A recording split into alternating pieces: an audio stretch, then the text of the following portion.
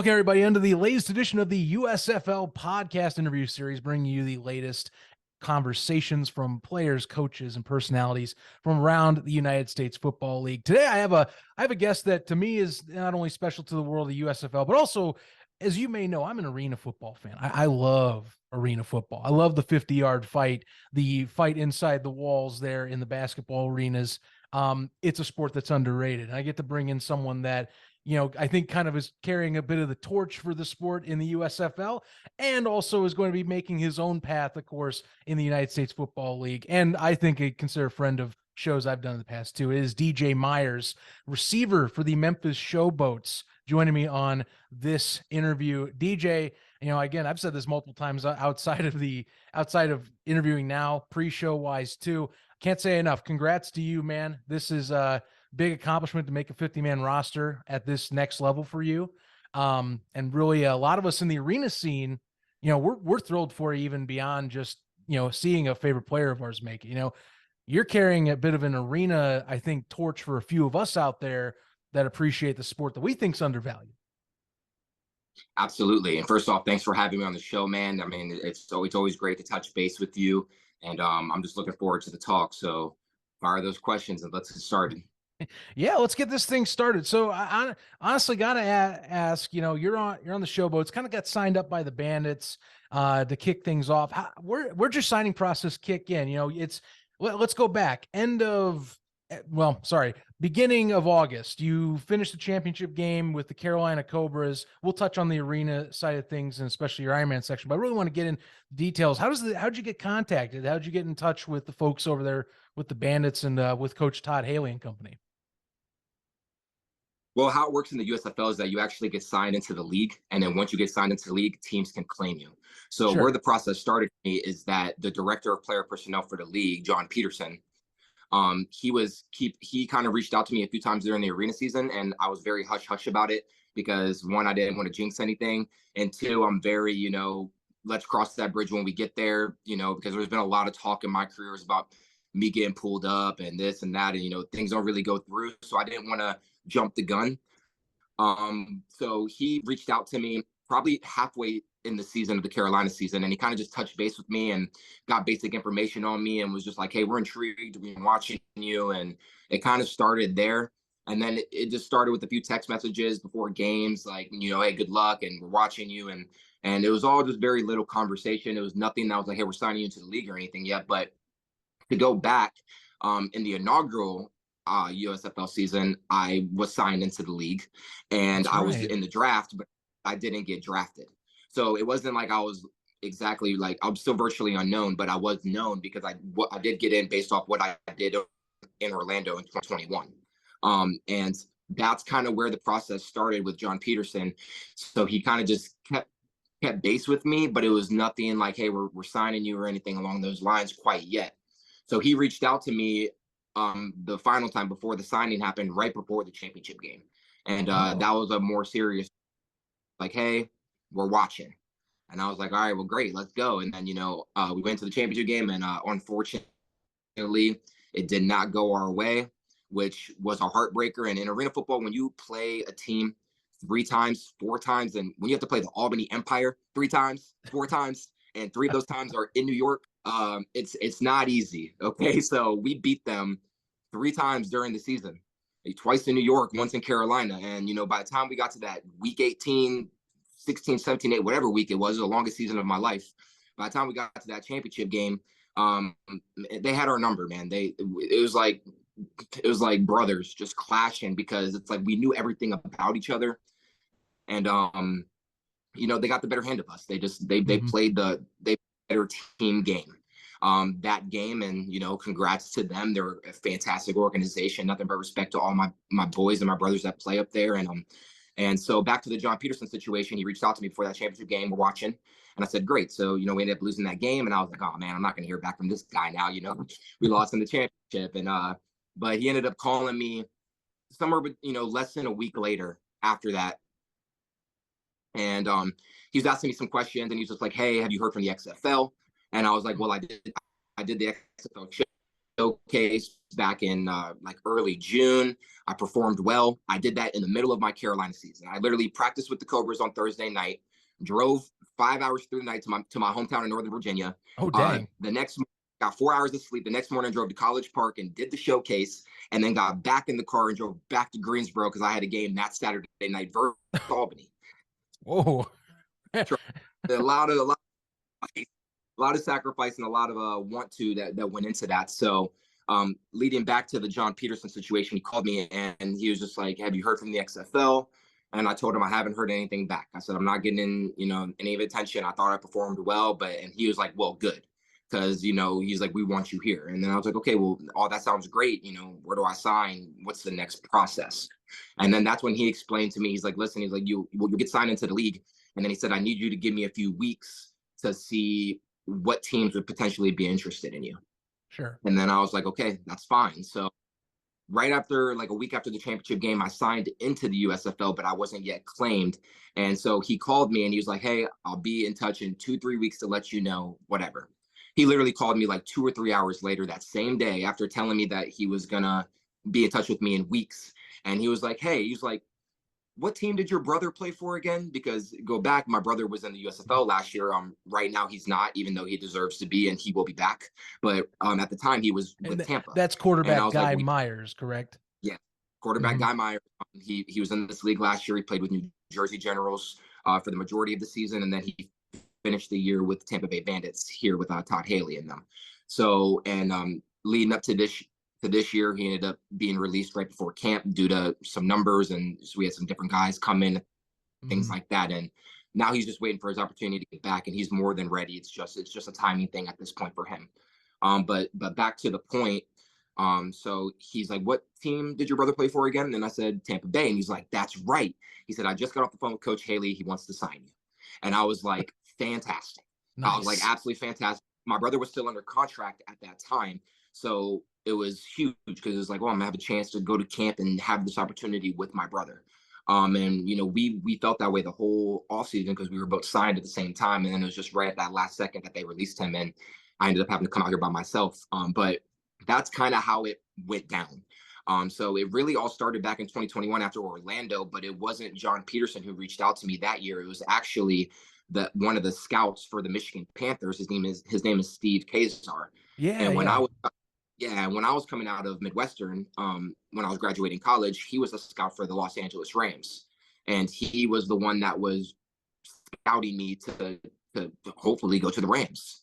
And so when fast forward back to all the arena stuff and everything in between, that was 2018. He was the one who originally reached out to me and got me originally signed into the league and was supposed to get drafted by Michigan, or Michigan was interested, or whatever the situation was, and then it just ended up not going down that way. And that's when I went to Carolina with a big chip on my shoulder, because I felt that I should have got into this league last year. But what I figured out is just everything's timing, and just have to make the most of your situations. And obviously going back to Carolina paid dividends for me. So it worked out. It definitely worked out. So yep. So fast forward to the John Peterson situation, and he's the director of player personnel for the whole league. He's the same person that got my brother in originally. So he took an interest to me. And now just a quick little funny story. When they signed me to Tampa, because I played Ironman last year and I was going both ways, it was funny because he was like, Coach Haley was joking. He was like, "Did we sign this guy as a receiver or a free safety? Like, we don't really know. Like, we don't." So it was like a little bit of an inside joke. Obviously, they signed me as a receiver, but they knew that I was versatile. And and I credit Coach Rez for that, because when I went to Carolina, I had a real talk with Coach Rez in the offseason before I signed to Carolina. And Josh I said, "Coach," for the Cobras, right? Just clarification. Yes, sir. For the Carolina Cobras, he's not the head coach anymore. It's now James Fuller, who was my offensive coordinator, who is also a fantastic coach. Respect for both of those gentlemen. But Coach Rez told me, well, I asked Coach Rez before I signed to Carolina. I said, "Coach, I don't know what more I need to show." I was like, I mean, I'm doing everything that they told me to do. Go first team all league, be one of the best receivers in the league. I was like, what more do I need to do? And he's like, "Well, DJ, did you ever consider going both ways?" And I was like, "Well, I haven't gone both ways since high school." I was like, "But if you think that is a chance for me to show more versatility, then absolutely." He was like, "Absolutely, DJ." He's like, "I think you should consider it because when you get to the higher levels, they're going to want you to play special teams and do a multitude of things. And, just playing receiver, it might not just help your cause. It doesn't matter how great of a receiver that you are. And I said, that makes a lot of sense. And I was actually talking to Coach Rez the other day. He congratulated me on making the 50-man roster. And oh, nice. He told me before I went to Carolina, he was like, DJ's like, I think you have the potential to be the Ironman of the year. And that was before I signed to Carolina. When he was recruiting me in the offseason, he was like, I think you have what it takes to be the Ironman. And we literally were just laughing about that conversation that we had, because it came to fruition, and it actually happened. So it was just an amazing thing. Coach Rez believed in me from the start. And that's kind of how I went into the Ironman thing, because every other team in the league was talking about OS in me. OSing is the offensive specialist. And I would have solely played receiver. And Coach Rez was the one. Carolina was the one the one team that was like, go both ways.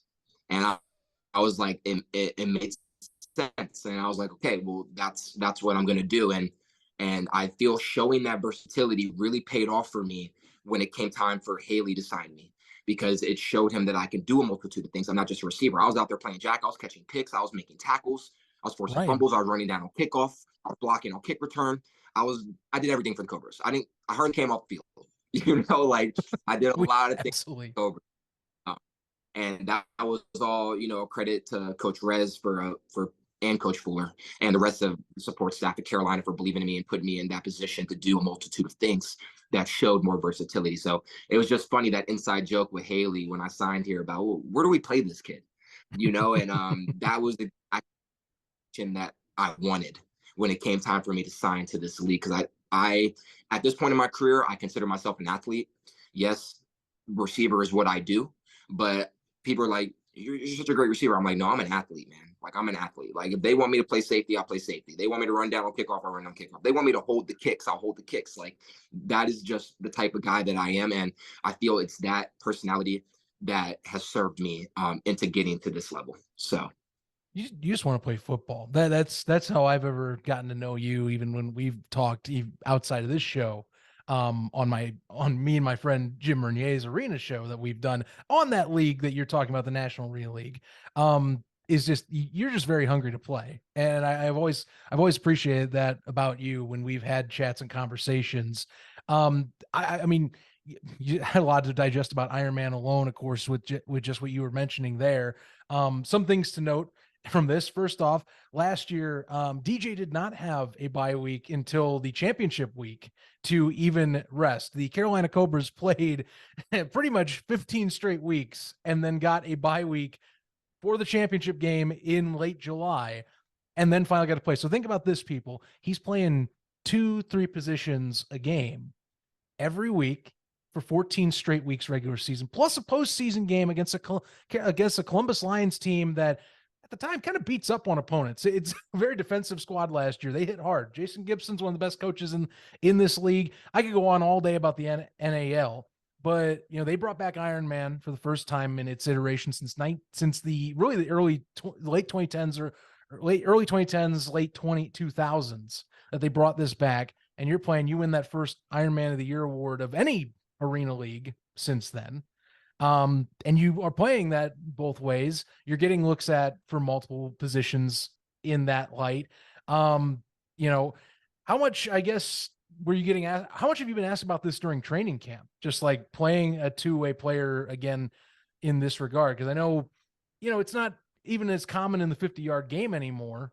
And it's still, like in other leagues, sans the NAL, it's a very much specialized system. Like you're talking, offensive specialist is a single spot for NAL for one receiver, one DB if you want. But like any other league, they expect you to play one way and, get that technique down. I mean, have you been has anyone asked you besides, say, head coaches or personnel, other players about this?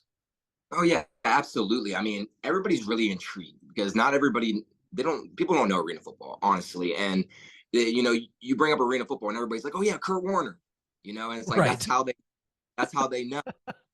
But on top of that, it's not really known, and it's really unfortunate. And we can get into this later about what I really feel about arena football. But yeah, there's guys here when I got here that were just kind of curious and asking, what's the game like and this and that. But you got to understand here about the USFL is that 98% or 99% of the guys that are here, staff and players, have all been on NFL roster at some point in time.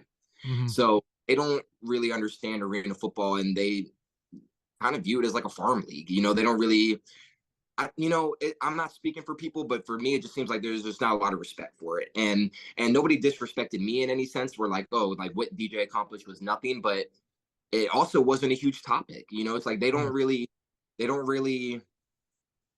I'm not going to say they don't care about arena football. What I'm trying to say is that it doesn't matter what you did before. All that matters is what you do now. You're here now. You're in camp. You're trying to prove yourself that you were deserving to be on that 50-man final is what the deal is.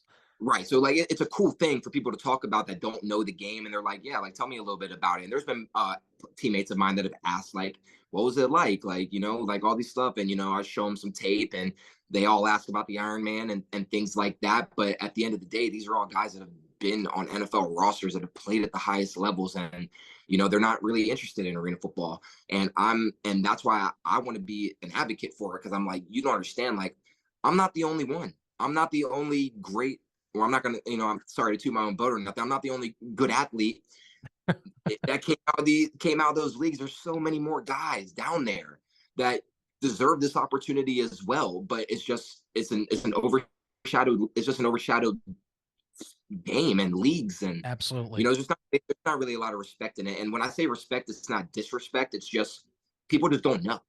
I mean, you bring up the Albany Empire. Probably someone who's watching this, maybe you're not caring for arena, you're a USFL fan, you're tuning in for this, and you're going, so what about the Albany Empire? Guys, the Albany Empire are a two-time undefeated team, or two-time championship team in this league, and are kind of considered the big dogs in the NAL. That's why he brings that up. The Cobras last year were that, for pretty much the entire year. It's just sadly ran out of gas at the wrong time, but that's the thing. Like there's a whole microcosm of community that I think a lot of people, and if you get into it, it's a great community of people in arena football, but it's so many people don't see it unless you get introduced to it, Absolutely. And playing the Albany Empire in my 3 years of arena football, I've been to 2 championship games, and I lost to Albany both times in the championship game. Yeah. And in my rookie year, I played for the Philadelphia Soul in the AFL, the Arena Football League, and we lost to Albany then, and Rob Keefe and those guys up there. And then 2021, lost in the playoffs to Jason Gibson and the Columbus Lions. And then last year, lost to Albany up there again with Manas and them. And, it just, so Albany is like is my Dallas Cowboys, because I grew up a Washington fan or a Washington Commanders fan, whatever you want to call them now. And so Albany was always the black sheep to me, and, the ones that everybody's gunning for, and so a lot of respect for those guys though in that organization. They do a great job up there. Mm-hmm. Yeah, I mean, Albany, it's funny in terms of like arena football history. I can go on all day about kind of like some of the history of the AFL, now what the current situation is in the NAL and some of the scene around the country. But like Albany, it's funny. Albany itself has a lot of history in that sport. If you're like a fan of that sport, it's got a lot tied to it. And I mean, crying out loud, it's even gotten more so. Funny enough, touchdown Eddie Brown, Antonio Brown, Antonio Brown just bought the majority of the team itself. So take that knowledge with you today. If anyone didn't know that, that's a thing. But that's where we're at right now. Arena is, it's funny. I love the USFL, but a lot of the side of me has arena as like one that I'll defend. If I had to pick between the two, I'll defend arena just a smidge more, just because it doesn't get that respect as its style of sport. So, right. Again, I bring this up as like a torchbearer for the league, because, we try and talk about building up arena, and the best way to do it is have folks that go that next level. As much as we love to see stars in the league, I can list off guys like Kendrick Ings, like a Jonathan Bain, like an Arvell Nelson, and some of you people might not know who the hell these people are, but they're good players. These are star players. And seeing someone when they go to a next level like yourself, and not only that, but you're balling out on like highlight reels for the Showboats in training camp, doing like acrobatic catches, leaping catches. People are like, "Oh, who's this kid?" And I'm like, I'll tell you who the hell this kid is. This kid was the Ironman of the year, basically the MVP of the league, sans a different SKU of MVP. You should pay attention. By the way, here's a free stream of the NAL that they have on the weekends that maybe you're not watching spring football. It's kind of fun. You should probably tune in. So that's kind of why it's great to see a guy like yourself here and making a roster and getting your shot, because it's like, hey, you can do that in these other leagues too. There are other options and other avenues, and it should deserve a serious look. No, absolutely. And I absolutely love arena football, the game itself. Like it is so much fun, and I will always be involved in it, always supporting the guys down there no matter what. And I could see myself always being involved or around that game because I fell in love with it while I was there. Mm-hmm. But there's just, when you're a high level athlete, you want to play at the highest levels. Of course. And that is why I wanted to get back outside before it was all said and done. And another thing about the arena leagues, and not to throw anything out the bus, is just there's just not a lot of money in it, and guys just don't make a lot of money. So when you know that you're a high level athlete, you want to absolutely pursue your options to play outside because that's where the money is. And people, you might have some people out there like, oh, they're playing for the money or whatever it is. You got to understand, man. There's guys that are married, have kids, have everything. We're supporting our families, and these arena contracts, you can hardly support yourself. So that is why you want to get back outside. But it takes nothing away from me loving the absolute game. And another point that I want to put into that is that there's a lot of controversy around arena football because the biggest thing about it translating from here to the USFL or the NFL is that people say that the game doesn't translate. It's not the same game. Well, guess what? It's still football. I don't care what you guys say. It's still football. It's still one-on-ones. You still attack. You still got to make plays. You still got to do all of those things. And for me personally, and I'm speaking for myself now, I have become a better player since I graduated college in 2018 and my 3 years of arena football experience. I have become a better athlete, and I feel it has served me in training camp here with the Showboats. I mean, catching those passes over the walls, having to do what I had to do with limited space and still make guys miss and do all these things. And now you're back outside and you have more space, and it's like the game is slowed down for me. And that's why I'm like, how does it translate? You have to make more happen with less time and less space. Then you get back outside and you have time and you have space. So you can really show your athletic ability. And that's why you're seeing me make these plays in training camp and these things, because those opportunities are there to make them, and that's what the coaches ultimately want to see. And one thing that I've learned about this level is that everybody here is a great athlete. So when you have a team and a roster full of great athletes, how do guys get cut? How do you separate guys and things like that? Well, what I've learned is that it comes down to simple and plainly is this: do your job and do it consistently.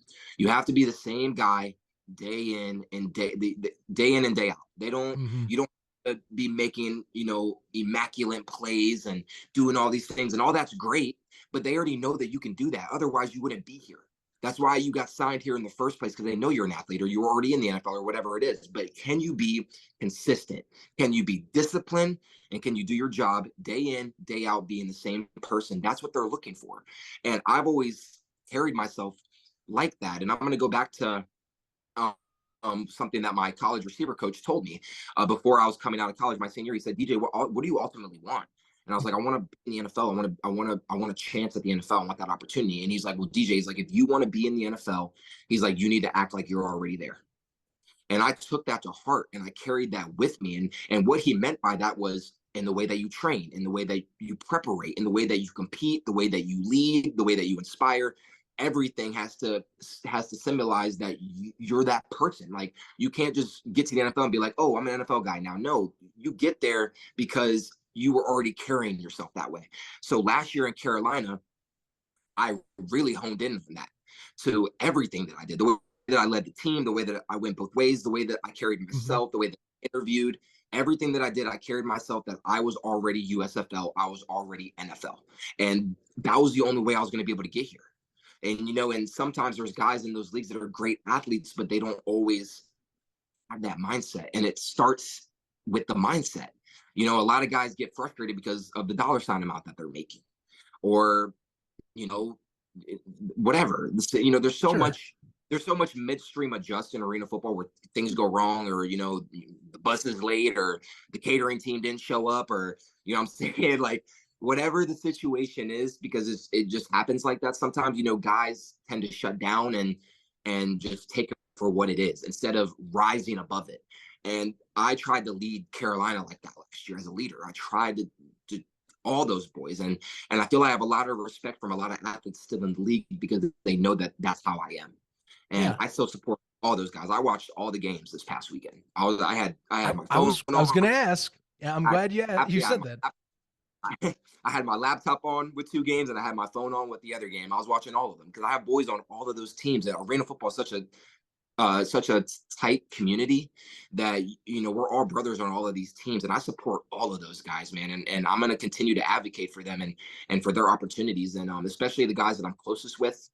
You know, I really try to just inspire them with the same mindset that I carried last year. And I'm not perfect, man. I'm really not, but I feel that I figured out a recipe to move on, and I just stuck to it. I believed in it. I stopped worrying about the money, and I just made it about the opportunity. Each week, each day, each practice. If I wanted to be an NFL player, if I wanted to be a USFL player, I had to carry myself that way every dang day. And Fuller was a great coach for me, man. He really kept me level and grounded through that entire process. He's He never definitely let one of me the better ones in the league, without a doubt. he never let me get too high, and he never let me get too low. So, and I really appreciated him for that. So yeah. That I love it, and I think, I mean, you, like I said, you're talking and just getting to support that. I think it's great that you tune in and watch some of those guys, because I mean, you know, like I said, there's plenty of those folks. I mean, it's funny, that Carolina team, it's now free agency is its own thing in arena where it's kind of nuts and have its own stars all over the place, and some of those guys are different spots, different places. Some in the same state with the new team in Fayetteville, which, by the way, for those wondering, they put up a NAL record of 68 points just this last weekend. Yeah, 68 points. That's a regular thing. There's been more in arena games than that, so keep that in mind. Yeah, I was that was wild. I was so hyped watching that game, and, you know, there was a lot of ex Cobras on that team. James There are. Summers, Kate, Trey Long, Long. so Christoph Page. Like, there's a whole bunch of ex Carolina Cobras on that Fayetteville team now, and those boys didn't miss a beat. And that's why it's like, oh, they're an expansion team. They're going to struggle. Look who they got, man. It doesn't matter. Like, they went out there, and those boys did exactly what they did last year with Cobras. And they're going to be a dangerous team. They're going to be a dangerous team. Hopefully they can continue to roll with that steam. But just like the Gunslingers kind of caught heat like mid-season last year, but they also had a lot of great pieces, you know, and now you kind of see them, you know. Let me go back to that real quick, and with the Gunslingers. So the Gunslingers just beat the Cobras 41-40, okay? And Cobras went for 2 to try to win the game, and ultimately that's how we lost. That's exactly how we lost to them last year. Mm-hmm. That's right. Same exact situation last year. We went for 2 and we didn't get in. We lost to them in San Antonio. I literally was having deja vu watching that game. I'm like, is this? I knew Fuller was going to go for 2. Like, I know Fuller. So I was like, as soon as it was that situation, they scored, I was like, he's going to go for 2, isn't he? I mean, it certainly to put it in my, okay, I'll put my own spin because I watched that game too, and now you just got me in a mood. To me, I mean, first off, Fuller's ballsy for doing that again. I mean, I'm glad he's just basically like, hey, we're going to just win this now. Because in arena, that's the thing. Arena football, you can have 10 seconds on the clock, and that doesn't mean anything. It just means that you can score in 10 seconds in arena football with a good QB. That's simple as that. Which, by the way, both those guys, Arvell Nelson, Charles McCollum, those are both like highly accredited arena quarterbacks. Both of them are respected for accomplishments in either the NAL or even in of course, the AFL, respectively, with Arvell in particular. So yeah, look those gentlemen up. But I mean, geez, I mean, they went for 2. And credit, I mean, TC having an off night, TC Stevens again.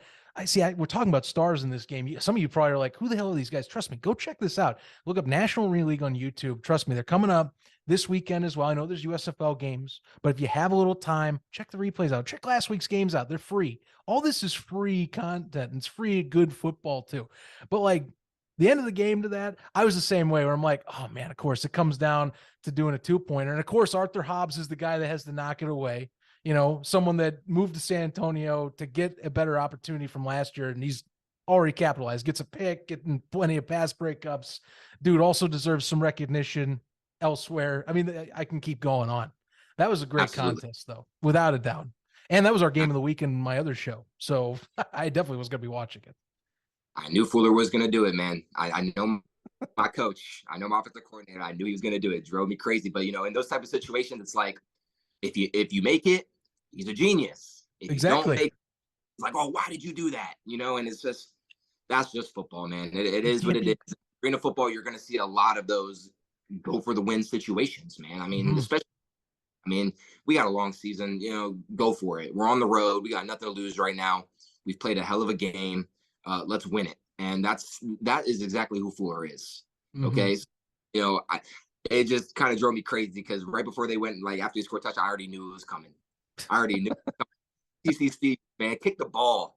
But then I was like, you know what? We were in this same situation last year and man, it kills you when you see it. But, you know, I'm not mad at the decision at all. And it probably won't be the last time that you see Fuller make a call like that this season. So no. And you should definitely tune in, like I said, or like we're saying. Check it out, that without a doubt. Because I mean, this dude, he balled out in that league, and there's some dogs in that league that you want to check out as well. I want to focus a little bit as we go into the back end of this conversation. You know, like I said, I can keep going on Arena all day, and that's not an offense to me saying move on from Arena. I'm just saying this would probably be a hour plus more long podcast of just you and I talking Arena. And I really want to make sure I get your Showboats, your future ahead of you. You know, that's the thing. I want to highlight that especially. I mean, first things first, as we're talking, you just moved into your place in Memphis. Have you been to Memphis before in your life? How's it been like for you, you know, training camp wise? I mean, tell us about the city for yourself. How's it going for you? Just as you? Yeah, I'll be completely honest with you guys. I've never been to Memphis, Tennessee before this, but unless you've been living under a rock, you know that Memphis is one of the more rough cities in this country. So it's definitely a beautiful city. The stadium, the University of Memphis, is absolutely beautiful. The stadium's the biggest stadium I've ever played in my life. Really? So it's I mean, and that might not be a shock to, you know, some people that, you know, watch Power 5 football and things like that. But for me, it's like playing in the arenas, and then I played at a Division II school, and now I'm playing in the Liberty Bowl, University of Memphis, and it's you know, even just being out there at practice with nobody in the stands, I still catch myself looking around like, dang, you know what I'm saying? Like, this is cool. Like, and it's just more motivation for me every single day, especially as we get ready for game one. We're the first game of this kickoff weekend. Yeah, we're the first game, 3:30 on Saturday, and it's good. We've sold the most season tickets out of the league so far. And really? I'm not sure. Okay, this is news to me. I was curious. Yeah. Okay. So we've sold tickets, and the good thing about, you know, we have the hub cities, right? And everybody knows that's why I got to explain the hub cities. But it's so great playing in the city of the team that you're actually on. You know what I'm saying? Because for our games, we should have a lot of people there. I have no idea what the number is going to be, but I'm expecting a great turnout for this opening game. And it's something that I'm really looking forward to, just running out that tunnel and just hearing the roar of a stadium like that. I mean, not to go back on arena football real quick, but my favorite place to play is Shark Tank. That's in Jacksonville. Yeah. No. I don't apologize for talking arena. I was just saying earlier, I could go all day about this, but yeah, I mean, great comparison, because the Shark Tank in Jacksonville, which Jacksonville, by the way, it's a decades long arena football team that's had their fan base is one of the best in the entire scene. It's a hard place to play. And so I think you're equating, it's going to look like it'll be a hard place to play. I follow the Memphis tickets on Ticketmaster. I'm one of those guys that it's like a side hobby now. I follow and track what gets sold. And it's like every day now, sections just disappear, like without a trace. People are buying these things up over there in Memphis, Tennessee. Yeah. So Memphis, you know, it has a persona of being a rough city, you know, and but we've been received very well by the community. And it gives you the sense of like, this city needs a hero, man. They need a hero. They need inspiration. And, you know, and they've straight up told us, hey, if you guys are winning, we're behind you. But if you guys are losing, it's going to be empty. Like, and they'll straight up tell They're like, hey man, we're about winning out here, and that's the bottom line. But the team has been received very well because Memphis doesn't have any major pro sports teams besides the Grizzlies, and everybody's so excited. I mean, there's old Showboats fans from the '80s that are like, oh my God, you guys are back. Like, and they're so ecstatic about it, about us coming back. They love the new logo, the new colors. And I think we're giving this city something to be excited about. And I think wins are just gonna amplify it. But I definitely am expecting this first game to be a really good turnout. And we'll just go from there. But like I said, man, this city needs a hero. Like, it's one of those type of cities where it kind of just feels like it kind of has a dark cloud over it because there's a lot of crime and a lot of stuff going on out here, but they all look for inspiration and light. And with the Showboats being here, we've kind of brought that back to the city, and we haven't even started yet. Right. It hasn't even gotten close. And I mean, you're talking for like saying shine a light. Last year, I think a lot of us fans, when I've talked to people, the league wanted to highlight Birmingham. It was the only hub, but it was to highlight like, hey, this city is, it's up and coming. It's its own unique thing that you want to check out in the South. I think some people, maybe not everyone has perception of Birmingham at that time, but maybe some people did. And that was what they were trying to do. I think with these hubs, you got Memphis, which as well, I think it has some stuff. I'll be honest. I've had friends that have been, when I've talked about Memphis, they're like, don't go to Memphis. I'm like, okay, I still want to, I mean, I've heard the Great Blues. I've heard about, Graceland. I've heard about the barbecue. Like, that's what I've always wanted to go for. And I'll be going for my first time this year. So, but I think that's what you see highlighted, and that's a way to rally about it. Not to mention the Showboats, out of all the alternative leagues, Memphis has been. Birmingham and Memphis are like the two cities, I think, that have the most alternative football leagues that have had things go through. You got the USFL, you've had the XFL from 01, Arena Football League with the Pharaohs. See, I'm tying arena in myself, not just leaving it out like we were talking, but that's what I'm saying. They've had tons of football. The Canadian Football League, they have the Mad Dogs. Now they're going to have the Showboats back, and that was the most popular iteration of any football league even being there, even more than when the NFL had the Tennessee Titans station there as the Oilers back in the day. Think about that. The Showboats, a USFL team from the 80s, was the best attendance and most diehard fan base of any of those iterations. There's no wonder why some of these guys want them back, because that fan base, I think, that was the brand that resonated the most from back in the day. Absolutely. And the biggest thing too is it's the youth, man. I'm really about the youth. I was the same way when I was playing in the arena leagues, it just inspire the kids and stuff. And in cities like this, where like what you're saying, where people are like, oh, don't go there. Arena and community, they go hand in hand. Like it's a direct bond between those two. I've had people ask me, they're like, why would they put a team in Birmingham? Why would they put a hub in Memphis, Tennessee? Like, why would they put it in these places? And you think about it, and it's like, you're thinking about it like, why would you go to those places? But it's like, why not? These places need us. They like this. We will make the city better. We will bring a light. We will shine a positive light on a not so positive place. And there's so many kids here that need role models and just don't have good direction, and they need somebody to look up to. We hosted a youth camp about 2 weeks ago, and we had like 150, 200 kids come out to that thing. It's wild. And that's crazy. And now they all have something to look up to because they were out there with professional athletes from all over the place. And now they have something to look up to, and before they didn't. So places like Birmingham and places like Memphis, Detroit, and even Canton, Ohio, I think it's a good thing that we put hubs in these cities, because, why put a team in LA? Why put a team in New York? There's already stuff going on out there, and they already have all these major sport teams. Put a major sports team in low hope cities, and it'll grow. So I think it's actually a good thing. So that's how we look at it. I mean, obviously, these are not the nicest cities in the country, but that's not going to affect the play of football. And besides that, though, all the stadiums are great stadiums. And when you guys see I love the University of Memphis State. Liberty Bowl is a beautiful stadium. And it's going to look really good on TV too. It's a unique shape too. The Coliseum-esque sides. There's no other stadium like that in college football, or really in the football scene, because it's such cascading stands compared to the rest.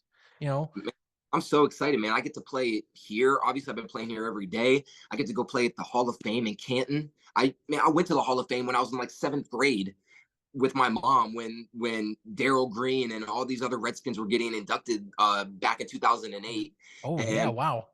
yeah, like I remember that, and like it's been built up so much, and I get to go to Ford Field and play where the Lions play, and it's just like, man, there's so many cool places that I'm gonna be able to play this year, and it might not be the best cities, but man, they got great venues, so it's gonna be a lot of fun, man. I mean, I'm definitely looking forward to it. I think we go to Canton once, Detroit once, and then we have 6 games here, and then we go to Birmingham twice.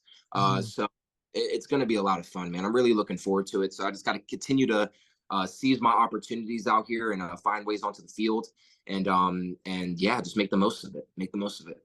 I before I let you go, DJ, I want to get your analysis here on opening day. You're taking on basically the runner-up from last year in Philadelphia. On your side of the ball, you're taking on a defense that it returned a lot of its stars from last season. B, came on really strong at the end of the year, and C, you might be lining up against guys like Channing Stribling or like Imani Dennis, some guys that were some players in the league. I mean, Stribling alone, all the USFL talent that's returning. I mean, how do you guys, I'm not saying you're spoiling anything, of course, but I mean, how do you evaluate the Stars as an opening week opponent?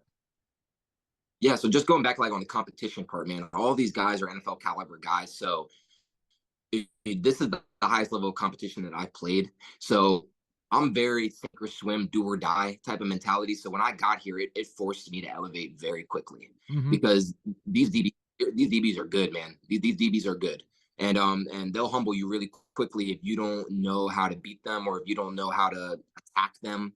And I've learned a lot in a 3-week training camp, and I've developed confidence and it's just growing by the day. So to answer your question on getting ready for the Stars, yeah, I mean, we've already dove in.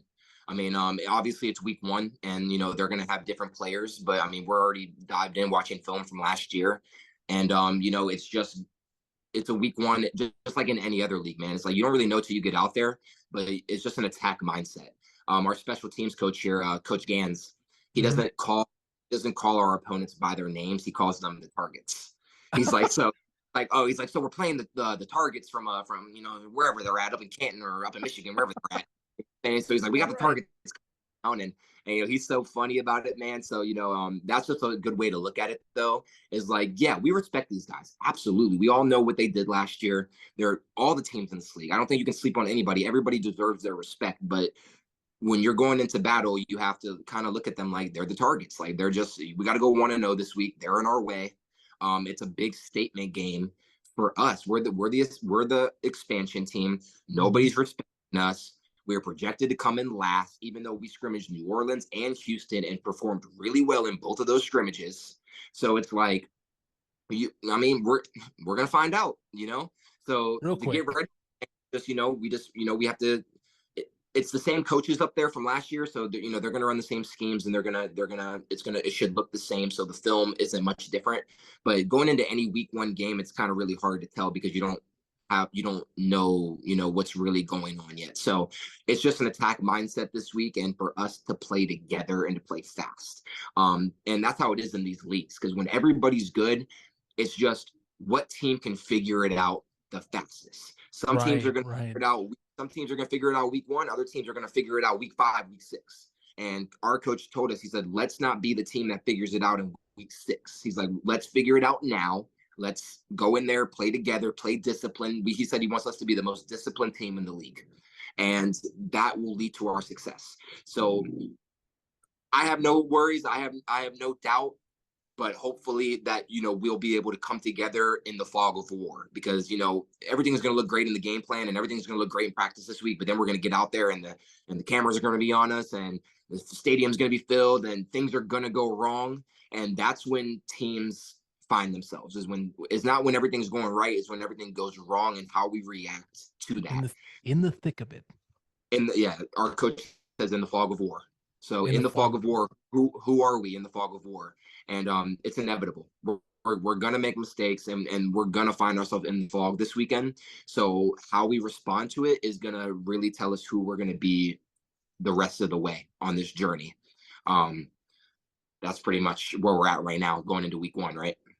Yeah, pretty much. I mean, yeah, talk about it. Like I said, I talked about and hyped it up. Opening week test, you can't really get much better from a opponent from last year, with the squad that they did bring back. So going to be quite the opening affair for you guys, but it should be fun. I mean, look, the Showboats have been gaining a lot of steam. No pun intended, maybe pun intended. I have no idea, but they've been gaining a lot of steam as of late, social media wise, been gaining a lot in terms of just, I've been seeing a lot of positivity in terms of what I'm looking at for this opening week game.